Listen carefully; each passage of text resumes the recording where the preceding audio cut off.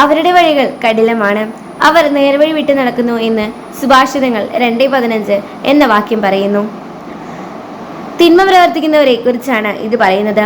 അതായത് തിമോത്തിയോസിന് എഴുതിയ ലേഖനത്തിൽ നമ്മൾ ഇങ്ങനെ വായിക്കുന്നുണ്ടല്ലോ: അതേസമയം ദുഷ്ടരും നീചരും വഞ്ചിക്കുകയും പരസ്പരം വഞ്ചിക്കപ്പെടുകയും ചെയ്ത് അടിക്കടി അധംപതിക്കും.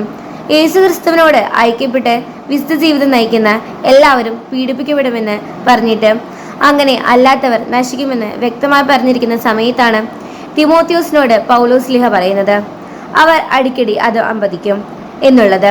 അതുപോലെ തന്നെയാണ് ഇവിടെയും നമ്മൾ മനസ്സിലാക്കുന്നത്. സുഭാഷിതം 2:15 അവരുടെ വഴികൾ കഠിനമാണ്, അവർ നേർവഴി വിട്ട് നടക്കുന്നു.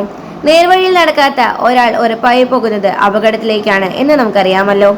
അതുകൊണ്ടാണ് നമ്മൾ ഈശോയാകുന്ന ഏക വഴിയിലൂടെ നമ്മളും സഭയിലൂടെ തന്നെ നമ്മുടെ ദൈവൈക്യം നമ്മൾ കണ്ടെത്തേണ്ടിയിരിക്കുന്നു.